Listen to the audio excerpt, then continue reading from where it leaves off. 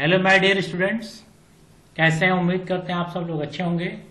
तो आज एक नए इन्फॉर्मेशन के साथ, और वो इन्फॉर्मेशन क्या है कि जैसा कि देख रहे हैं वेब पेज मैंने ओपन किया, all India institute of medical science Raipur यानी एम्स रायपुर में फार्मासिस्ट की वैकेंसी आई है।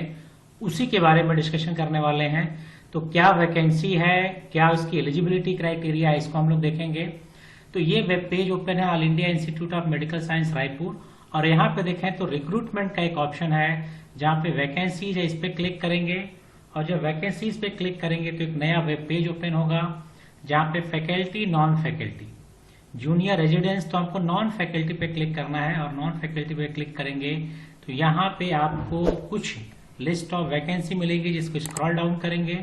और स्क्रॉल डाउन करके देखेंगे तो सेकेंड नंबर पे advertisement for the recruitment of the non faculty group ABC post direct recruitment basis AIIMS Raipur.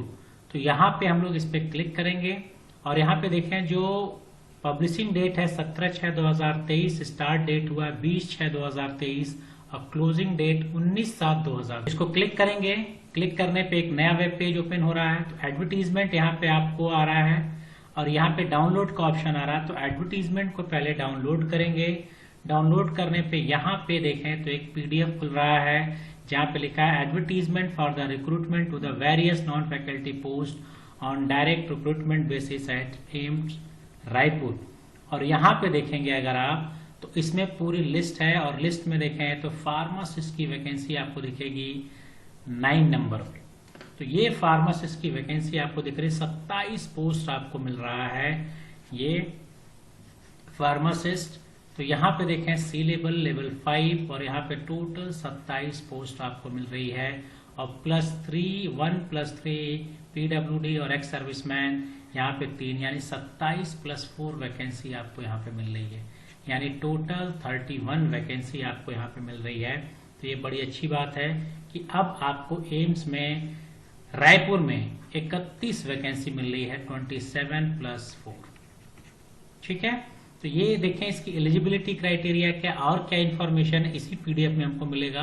और इसी PDF को स्क्रॉल डाउन करेंगे तो और सारी इन्फॉर्मेशन हमको मिलेगी। यहाँ पे इम्पोर्टेंट डेट है आपके पास।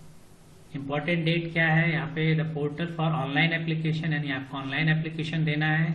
और ओपनिंग डेट 20/6/2023 और क्लोजिंग डेट 19/7/2023 है। और यहाँ पे लिखा है अप्लाई ऑनलाइन ही अप्लाई करना है। Candidate are not required to send any documents at a time of form filling, यानी सिर्फ आपको ऑनलाइन फॉर्म फिलअप करना है और कुछ आपको नहीं करना है। उसके बाद जो फर्दर इन्फॉर्मेशन मिलेगी उसी के अकॉर्डिंग आपको काम करना है। नेक्स्ट देखें इस और क्या इन्फॉर्मेशन है यहाँ पे। यहाँ पे देखें टोटल MCQs 100, मार्क्स होंगे 100। जो क्वेश्चन पेपर होगा CBT कंप्यूटर बेस्ड टेस्ट, यानी ऑनलाइन एग्जामिनेशन होगा। 90 मिनट्स का पेपर होगा। 25 मार्क्स के आपके general knowledge, awareness, fundamental, computer application, internet. और जो 70 होगा वो डोमेन नॉलेज, यानी आपके सब्जेक्ट के क्वेश्चंस होंगे। यानी 100 मार्क्स में 25 + 75 का सिस्टम ऐड किया गया है। 25 में general awareness, Hindi, English, computer, और 75 में आपका सब्जेक्ट यानी जो फार्मेसी का सिलेबस है उससे क्वेश्चन आएंगे। यानी 25 + 75 का ये सिस्टम रहेगा।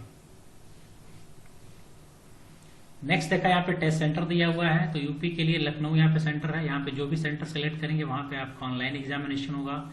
एडमिट कार्ड आपको मिलेंगे, यानी ऑनलाइन ही आपको एडमिट कार्ड भी मिलेगा। एज रिलैक्सेशन आपको दिया गया है। एज का relaxation OBC 3 years, SC ST 5 years. तो इस तरह से आपको एज रिलैक्सेशन भी यहाँ पे मिल रहा है देखने को।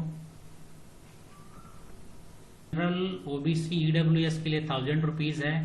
SC ST PWBD female ex serviceman के लिए 100 रुपीज है।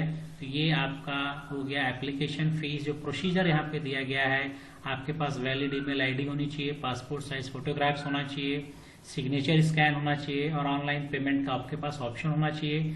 और आपको अप्लाई करना एम्स रायपुर edu.in, यहीं से आपको एप्लीकेशन आपको अप्लाई करना है कैंडिडेट को through online application portal, web link, website यहाँ पे आपको मिलेगा। और इसी पे ऑनलाइन एप्लीकेशन आपको मिलेगा फॉर्म को फिलअप करने के लिए।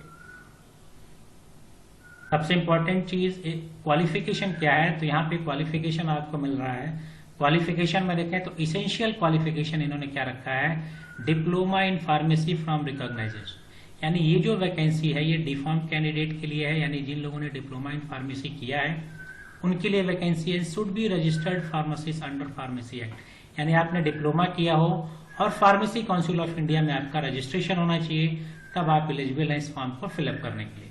और ये डिजायरेबल है, आपके पास एक्सपीरियंस होना चाहिए manufacturing, storage, testing of transfusion fluid, reputed hospital और इंडस्ट्री।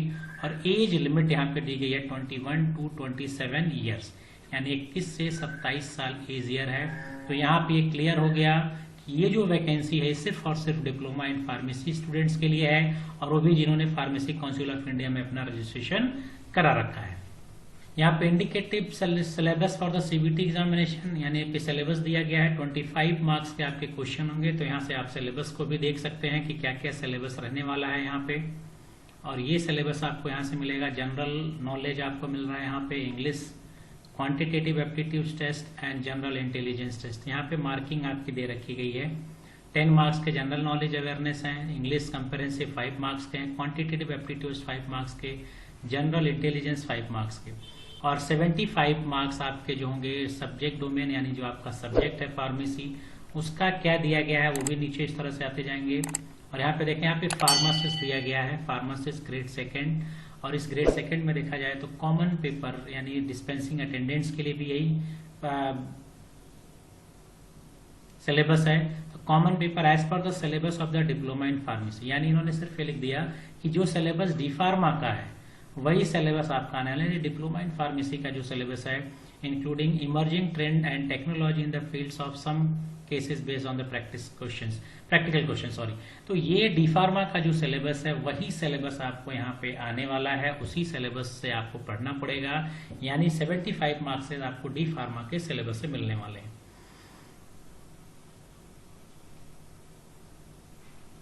इसी में साथ साथ एक और वैकेंसी देख सकते हैं, डिस्पेंसिंग अटेंडेंट्स लेवल 4, और यहाँ पे देखें ये 4 वैकेंसी आपको यहाँ पे मिल रही है डिस्पेंसिंग अटेंडेंट्स की।